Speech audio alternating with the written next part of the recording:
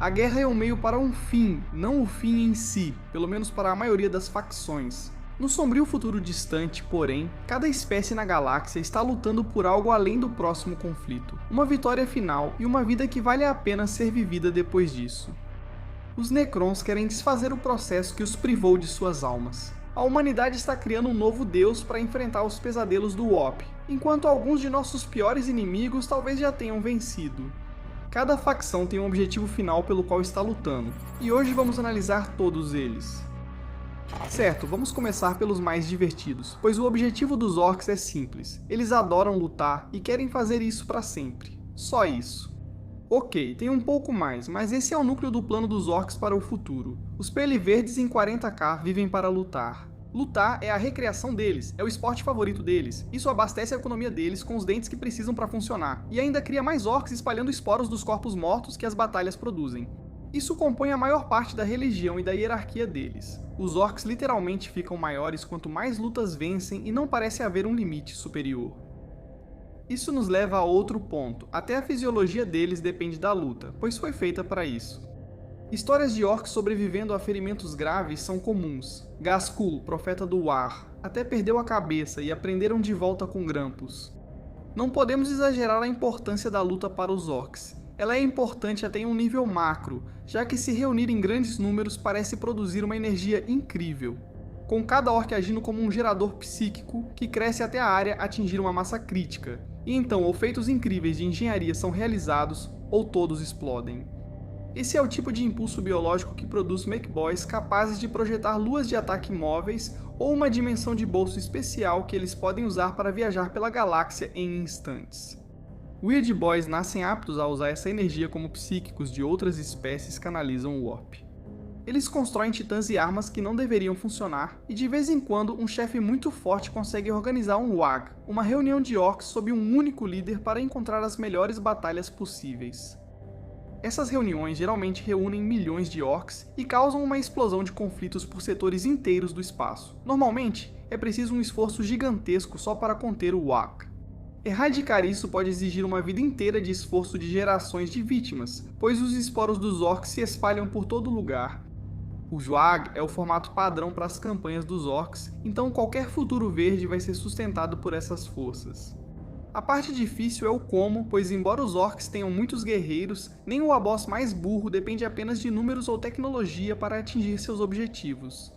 Os Wabosses, por natureza de sua posição na sociedade, não são apenas os maiores e mais fortes, eles também são os mais astutos, o que significa que alguns deles inventaram maneiras muito interessantes de manter as batalhas acontecendo ao longo dos milênios. O mais famoso é Ghazghkull capturando e depois libertando seu rival, o comissário Yarrick, famoso comandante do Militarum.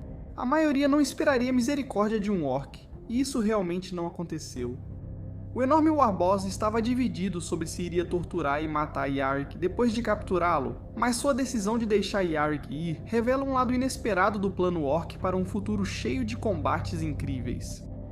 Deixar seu inimigo mais eficaz escapar não é um plano sólido para vencer, mas é um plano sólido para garantir que a luta vai ser interessante. Os orcs demonstram pensar no futuro e cultivar rivais fortes para se fortalecerem também. Espero que essa tendência continue até as estrelas se apagarem. Porque embora você possa pensar que uma vitória total dos orcs resultaria em uma galáxia verde onde só restam orcs e todos lutam entre si, claramente não é esse o caso. Os orcs se entediam de lutar entre si, pois todos pensam igual. Se mantiverem alguns inimigos fortes e permitirem que fortaleçam seus exércitos para lutas ocasionais, todos ficam satisfeitos e os orcs seguem crescendo. Isso nos leva ao objetivo final dos orcs, que na verdade é uma espécie de universo cuidadosamente controlado, onde os Peles Verdes dominam apenas o suficiente da galáxia para garantir que outras facções queiram lutar contra eles, mas não tanto a ponto de eliminarem todos os adversários interessantes. Ao pensar bem, é isso que está acontecendo agora, então talvez os orcs já tenham vencido. Os Tau são a espécie mais nova a ter alcançado a senciência na galáxia, tendo sido descobertos pelo Império em 789 do M35. Eles eram nômades e tinham recém-aprendido a usar ferramentas simples e produzir fogo.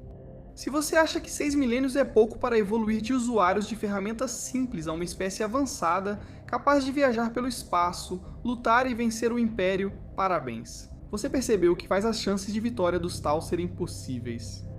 Os Tau aprendem de forma excepcionalmente rápida e passaram por um enorme avanço tecnológico em pouquíssimo tempo. Quando o Império os reencontrou no M40, foi principalmente por uma tempestade no Warp que isolou o setor Tau local. Durante esses 6.000 anos, a jovem raça já havia inventado uma forma de viajar e se comunicar em velocidades próximas à da luz. Haviam assimilado várias espécies Xenos ao Império e tinham armas que lhes davam leve vantagem sobre a tecnologia imperial, suficiente para sobreviver à guerra inevitável após a descoberta? Essa é uma ótima visão geral de como os Tau esperam vencer. Embora eles provavelmente nunca colocariam dessa forma. A tecnologia deles impressiona, e os Tau estão se desenvolvendo ainda mais rápido. Assim como nós tivemos um efeito em cascata com nosso avanço tecnológico, os Tau seguem desenvolvendo suas próprias descobertas, e, ao encontrar outros seres com métodos diferentes, suas inovações crescem rapidamente. Mas a tecnologia deles é só metade da estratégia dos Tau. A outra metade é a diplomacia. Sabemos que isso também soa ridículo para nós. Diplomacia nessa economia, mas para os Tau, está funcionando tão bem que até mesmo humanos estão abandonando o Império em favor de viverem suas vidas sob as sociedades perfeitamente planejadas do Império Tau. Os Tau acolhem alienígenas para viverem entre eles, adotando uma abordagem coletiva para o progresso. Então, um futuro Tau, à primeira vista, parece uma utopia brilhante onde todos que eram inimigos resolveram suas diferenças e se uniram ao bem maior, a maior filosofia social dos Tau. Ela promove exatamente esse tipo de união e trabalho em equipe, o que pareceria ingenuamente otimista se não fosse pelo fato de que parece estar funcionando. Se os povos livres da galáxia conseguissem parar de atirar uns nos outros por 5 segundos, seria bem mais fácil enfrentar criaturas do Warp, invasões de peles verdes, robôs mortos-vivos e gafanhotos espaciais extragalácticos. Mesmo o Império Xenofóbico já colaborou com alienígenas em situações críticas, mas além da paranoia geral no 42º milênio, há outro fator que impede os Tau de vencer assim. Eles mesmos. Veja, a filosofia do bem maior é maravilhosa na superfície, mas é mais ou menos uma forma da casta de liderança, os Etéreos, controlarem sua sociedade. A civilização Tau é composta por castas que seguem diretrizes biológicas rigorosas. A espécie deles tem subespécies bem distintas, cada uma com habilidades físicas e mentais diferentes. Compare um piloto esguio da casta do ar com um engenheiro robusto da casta da terra e verá o que queremos dizer. Numa sociedade de criaturas tão diferentes biologicamente, essas divisões fazem sentido, mas no fundo são só uma questão de controle. Cada um deve agir conforme sua casta. Ninguém da casta da água tenta ser soldado, nem da do fogo busca ser mercador ou diplomata, por exemplo. A maioria dos Tau aceita isso numa boa, mas sair da linha é punido de forma tão rigorosa que as coisas ficam muito autoritárias muito rápido. Isso contradiz um pouco a impressão amigável inicial dos Tau. E aí você tem que lembrar que eles têm um monte de outras culturas alienígenas sendo jogadas no meio disso tudo. Porque criaturas como Vespid, mercenários Krut ou humanos que se juntaram ao Império não são colocados em uma casta específica já que não são Tau, o que basicamente os torna cidadãos de segunda classe. Os Etéreos geralmente os utilizam para tarefas às quais são mais aptos, mas como não existem muitas outras espécies com especializações biológicas, isso pode causar algum atrito. Por exemplo, o Billy, um humano, pode querer ser um artista em vez de carne de canhão para as forças de ataque Tau. E além de tudo isso, essas culturas alienígenas também trazem sua corrupção junto com elas. Antes de o Império integrar humanos e alienígenas, os Tau nada sabiam sobre a disformidade. Acredita-se que as almas deles brilham pouco no reino dos pesadelos, por isso nunca tiveram psíquicos nem se preocuparam com invasões demoníacas até recentemente. Isso ocorre porque suas expansões os expõem mais às esquisitices da galáxia, e principalmente porque esses alienígenas são mais sintonizados com a disformidade e começaram a causar problemas. Incluindo a criação da deusa Tau, Talva. A disformidade depende de crença, e ninguém acredita mais do que os humanos. Assim que o Império começou a convencer humanos comuns de que o bem maior era essencialmente a religião oficial deles, isso imediatamente ativou o condicionamento religioso humano que foi incutido neles pela eclesiarquia. De volta à Terra, eles passaram a acreditar na Talva como se fosse o trabalho deles, o que gerou ondas na disformidade até surgir uma nova deusa. Isso é ruim para os Etéreos e para o controle da sociedade Tau, além de expor os próprios Tau ao funcionamento da disformidade. Eles teriam que lidar com isso em algum momento, mas os humanos tendem a forçar confrontos antes do necessário. Olhar para o futuro dos Tau lembra observar a história humana. Sabemos que eles possuem inteligências artificiais avançadas. Quanto tempo vai levar até que os Tau tenham sua própria era das trevas da tecnologia? Será que eles vão começar a desenvolver sensibilidade à disformidade e ter seus próprios psíquicos? Resta saber se os Etéreos conseguirão manter seu controle à medida que sua sociedade cresce. Analisando as forças renegadas dos Tau, como as lideradas pelo comandante Farsight, parece indicar que os Etéreos acabarão perdendo o controle, ou terão de ser ainda mais autoritários, quase como os Imperiais. Eles lidam com aprimoramento genético, então talvez um dia vejamos um Imperador Tau criando pestinhas Tau azuis espaciais, levando a uma heresia Tau estilo Horus. É um pensamento curioso, mas também mostra que os Tau têm pouca chance de vencer com seus planos finais atuais. Já vimos utopias multiculturais demais falharem no universo de 40.000. Coloque-se no lugar dos Necrons por um momento. No auge do Império, sua espécie conquistou a morte, derrotou a civilização mais avançada do universo e matou seus deuses traidores por se alimentarem de suas almas. Mas então você olha ao redor e percebe que as consequências das suas guerras tornaram a galáxia um pouco difícil de lidar. Os Eldari e os Orcs, duas armas criadas pelo seu antigo inimigo, começaram a crescer de uma forma que sua espécie já não consegue mais acompanhar, e alguns dos seus próprios líderes estão começando a perder um pouco a sanidade. Você decide tirar um cochilo e se tranca, esperando que com o tempo tudo se resolva sozinho. Agora que você é imortal, o que poderia dar errado? Bem, quando os Necrons começaram a despertar quase 120 milênios após a Guerra no Céu, eles descobriram que não só a bagunça piorou, mas que as criaturas vivas nojentas da galáxia haviam se multiplicado em vez de desaparecer. E assim, como qualquer adulto exausto que acorda e vê que as tarefas ainda não foram feitas, os Necrons decidiram que teriam que tirar o lixo eles mesmos. Os Necrons são os mestres indiscutíveis do espaço real. Enquanto os Eldari dominaram as forças da disformidade e tudo o que é psíquico, os Necrons levaram seu controle sobre as leis da física na galáxia material a um ponto em que as coisas que eles conseguem fazer poderiam muito bem ser chamadas de magia. Construtos como o Horrério Celestial, capaz de destruir qualquer estrela da galáxia com um simples toque em um holograma. Ou o incrível Paria Nexus, que silencia a disformidade em uma vasta área do espaço. Ambos apontam como seria incrivelmente fácil para eles controlarem a galáxia assim que derrotassem as outras raças. O que, obviamente, é só o começo dos planos deles. Ao descobrir os Tiranides se aproximando da galáxia no M41, o primeiro objetivo do Rei Silencioso foi retornar do alto exílio no espaço entre galáxias para começar a despertar o máximo possível de mundos túmulo. Os Necrons entraram em estase em vastas instalações subterrâneas, completamente escondidas das outras espécies, e embora criar novos Necrons seja impossível, existem bilhões escondidos pelos planetas da galáxia, apenas esperando para receber suas ordens de marcha.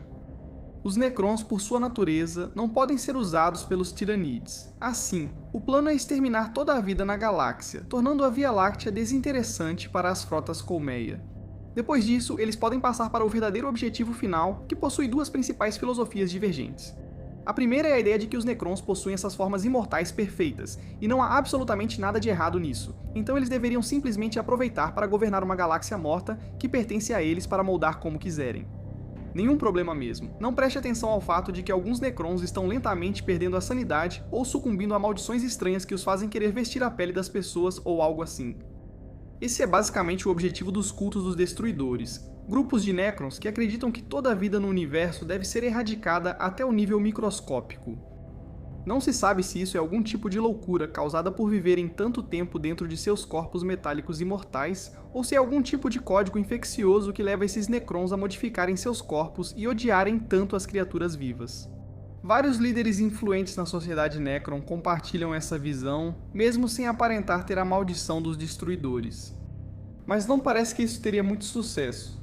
Impedir a formação da vida seria difícil até mesmo para os Necrons, e o maior problema deles ainda acabaria os desgastando até que restassem apenas construtos sem mente apodrecendo em suas tumbas. Eles não podem criar mais Necrons. Mencionamos isso um pouco antes, mas ser transformado em uma raça de autômatos significa que os Necrons não podem ter filhos. Claro, eles podem construir seus robôs Canoptech, mas esses não são sencientes e não são Necrons. Então, conforme a luta continua, cada perda diminui a quantidade deles na galáxia sem nenhuma forma de reposição. Felizmente, o Rei Silencioso tem planos para resolver isso. Veja, ele é na verdade o último Rei Silencioso, uma relíquia da antiga liderança dos Necrons. E mais especificamente, esse foi o cara que ordenou o início da biotransferência durante a Guerra no Céu, o que levou os Necrontyr a abrirem mão de seus corpos mortais para serem transformados em corpos metálicos imortais, em primeiro lugar. Eles foram enganados pelos deuses estelares Citan, que queriam devorar as almas da maioria da espécie como um deleite, e o Rei Silencioso tem tentado se redimir por isso desde então. Parte disso é a crença dele de que a ciência Necron pode reverter o processo de biotransferência, salvando a espécie ao colocar suas mentes de volta em corpos de carne e osso. Tudo o que eles precisam são hospedeiros adequados, e a galáxia parece estar cheia deles. A escolha mais provável é a humanidade. Sobrevivemos em quase qualquer ambiente e nos multiplicamos mais rápido que quase todas as raças da Via Láctea, então é uma boa escolha.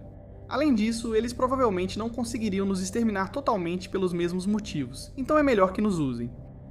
Seja conosco ou com outra raça como os Tal, o Rei Silencioso quer conquistar o universo, isolá-lo do Warp com construções de pedra negra como o Nexus do Priorado e depois retornar a corpos vivos para que os Necrontyr possam viver de novo.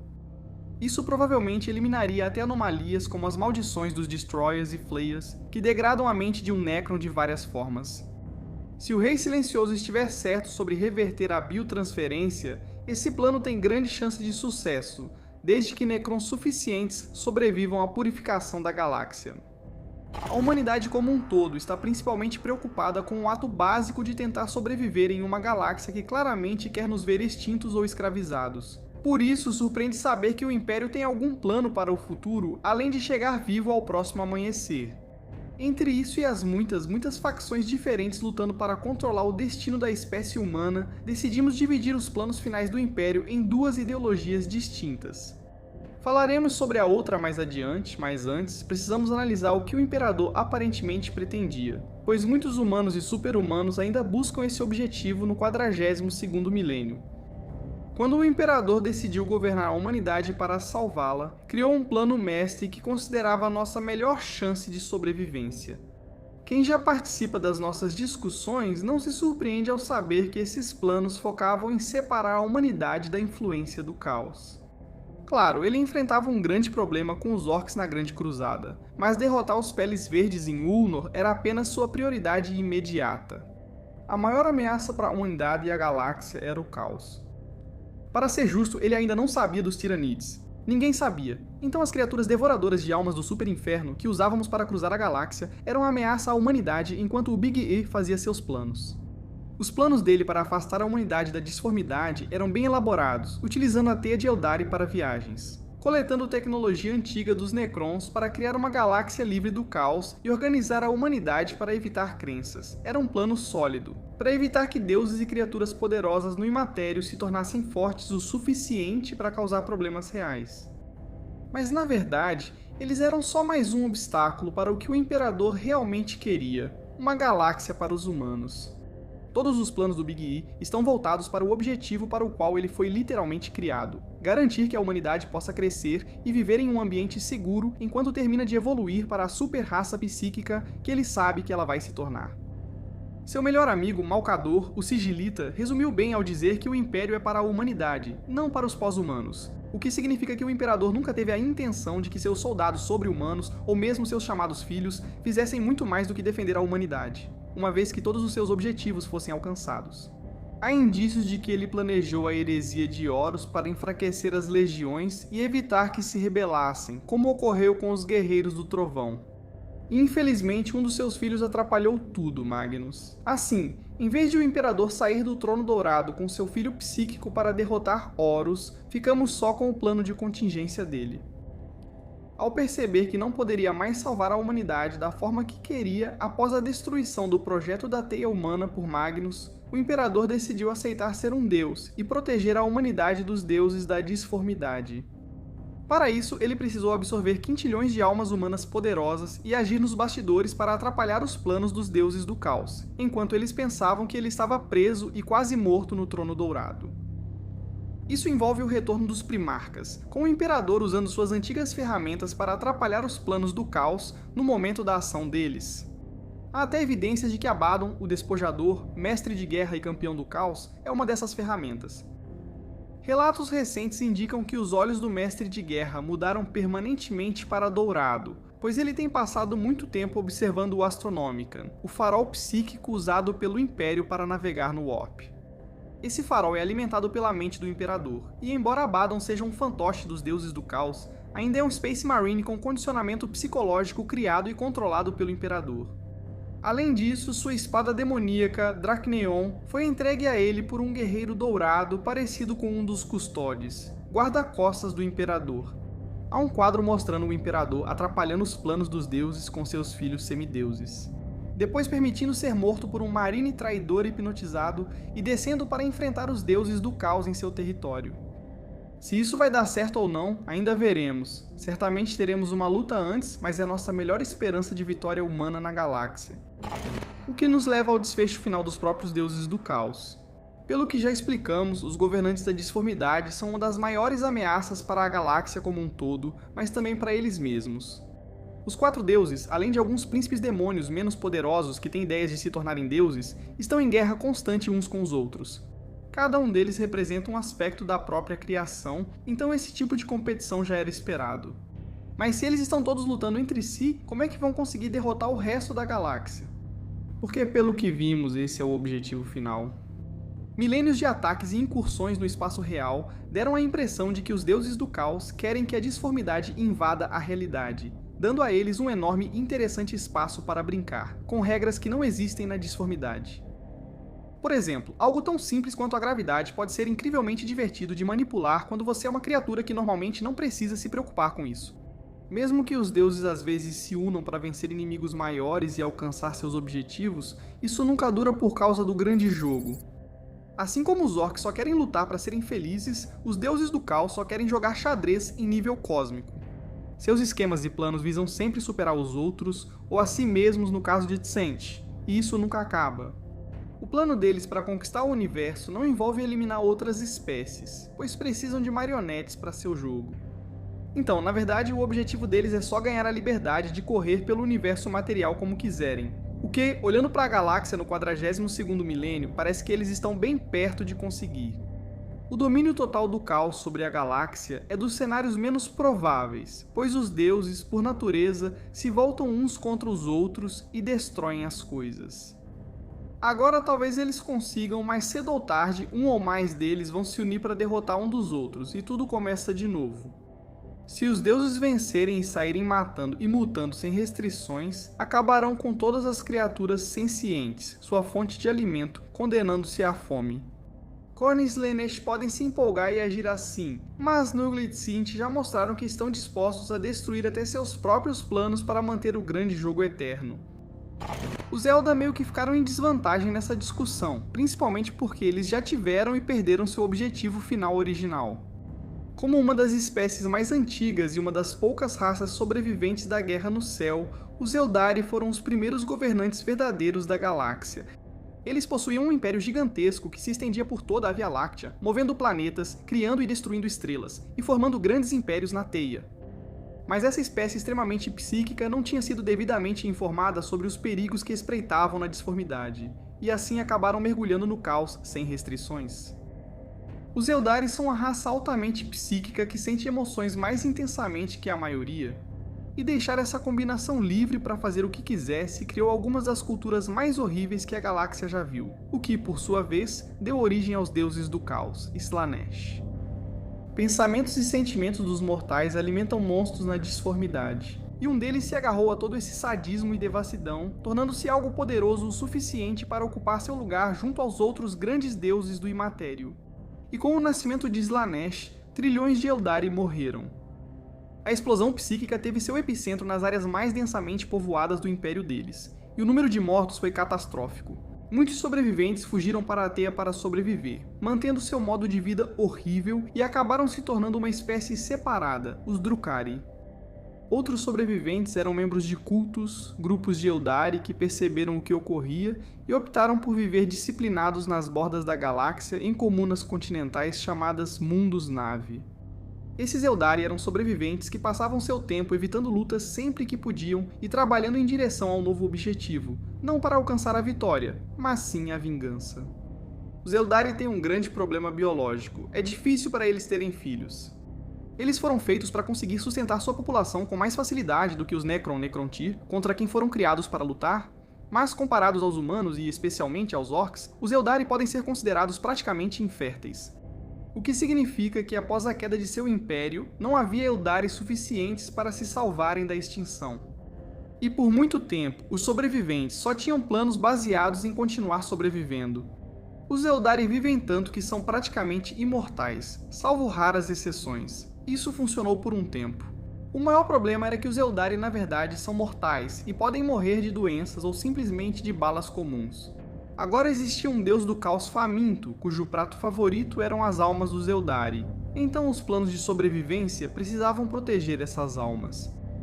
Os Eldari dos mundos astronave criaram as Pedras Espirituais, que funcionam como um recipiente para a alma de um Eldari caso ele morra inesperadamente. Quando essa pedra captura uma alma, ela é esvaziada no circuito infinito de seus mundos astronave. Uma espécie de rede de armazenamento psíquico que tanto alimenta as várias partes da tecnologia Eldari, quanto abriga com segurança todas as almas de cada Eldari que já morreu desde a queda.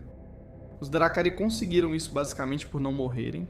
Eles prolongam suas vidas já anormalmente longas torturando outras criaturas para alimentar suas almas corrompidas, o que parece funcionar, mas também depende totalmente de capturar outras criaturas sencientes para torturar. Além disso, isso indica que Slaanesh está lentamente devorando as almas de todo Eldari sem proteção de pedra espiritual, mas os Dracari estão ocupados demais sendo os piores para notar. Tudo isso significa que não existe um Eldari vivo que não saiba que sua espécie está condenada com D maiúsculo, mas felizmente eles têm algumas opções para se vingar dos deuses do caos que destruíram sua raça. A primeira é o deus risonho, Kaigarak. Quando Slaanesh nasceu, começou a assassinar e consumir todos os deuses Eldari, exceto Isha, entregue a Nurgle, e Kaine, que foi despedaçado durante a luta com Slaanesh. Também havia Kaigarak, o deus risonho da teia, que conhecia todos os caminhos secretos e conseguiu escapar para aqueles túneis para sobreviver. Desde então, Kaigarak persegue um objetivo misterioso e envia seus arlequins para atrapalhar o caos. Essa facção dos Eldari visita regularmente as demais, mantendo sua história viva com arte performática e ajudando a defender contra inimigos perigosos. O plano do deus risonho nunca foi destaque para os Eldari, pois Kaigarak sempre manteve seus planos muito secretos, até de seus próprios arlequins. Sabemos apenas que ele quer enganar Slaanesh para usar todo o seu poder salvando os Eldari em vez de destruí-los, e achamos saber como pretende fazer isso. Ao perceberem sua condenação como espécie, a maioria dos líderes Eldari optou por preservar o que podiam ou agir contra o caos sempre que possível. Por isso temos tantas histórias de forças Eldari aparecendo do nada para ajudar os defensores de todas as raças. Mas algo começou a acontecer no final do 41º milênio que deu a esses líderes esperança de que eles poderiam pelo menos destruir Slaanesh e talvez até restaurar seu povo. Esses circuitos infinitos que guardam bilhões de almas Eldari aparentemente começaram a criar um novo deus Eldari, o deus dos mortos. Ele ainda não se manifestou, então o cenário ainda é muito incerto. O fato dos Eldari sentirem que ele está mais forte é bom e ruim, pois um deus dos mortos só cresce com a morte de mais Eldari. Então, embora pareça que o novo deus deles será forte o suficiente para matar Slaanesh quando chegar a hora de nascer, cada Eldari precisa estar morto e guardado com segurança nesses circuitos infinitos. A morte de Slaanesh provavelmente libertaria trilhões de almas Eldari, sem falar nos deuses deles que foram devorados por Slaanesh no início. E é aí que reside aquela pequena esperança. Porque para os Eldari, renascimento e ressurreição sempre fizeram parte da vida, ao menos quando tudo corria bem para eles. E ao restaurar seus deuses e dar origem ao seu deus dos mortos, os líderes Eldari mais esperançosos acreditam que sua raça vai reiniciar esse ciclo e poderá assumir novamente seu lugar de direito como governantes da galáxia. Se não conseguirem, ao menos poderão matar Slaanesh como presente final às criaturas sencientes da Via Láctea, o que não é tão ruim. Os Tiranids são provavelmente os mais propensos a vencer no universo de 40.000, pois realmente não têm um objetivo final. Vindos de outra galáxia, os Tiranids são governados por uma mente coletiva, uma consciência dominante que é incrivelmente inteligente e muito faminta. Essa mente coletiva parece psíquica, formada por trilhões de mentes conectadas, todas buscando um objetivo comum. Mas eles não parecem obter poder da disformidade. Na verdade, onde quer que uma frota colmeia vá, uma sombra horrível na disformidade neutraliza toda a atividade importante da disformidade ao seu redor. O que, para a maioria das nossas galáxias, significa que não há viagens pela disformidade nem comunicação assim que essa sombra chega. Esse afastamento da disformidade os torna ideais para combater demônios ou seres como os Eldar. Além disso, os tirânidos adaptam sua fisiologia rapidamente a novas ameaças. São mais numerosos que os orcs e repõem suas perdas mais rápido, tornando-os rivais até para os peles verdes. Eles conseguem isso consumindo biomassa. Quando uma frota colmeia chega a algum sistema, eles começam a lançar esporos em um planeta, que liberam organismos de ataque para derrotar a população local e iniciar a tiraniformação do ambiente, tornando muito mais fácil extrair toda a matéria biológica da superfície daquele mundo. Isso deixa uma rocha estéril onde nem mesmo bactérias sobrevivem, e a frota enxame então segue para o próximo mundo com a biomassa de que precisa para criar mais criaturas e assim por diante.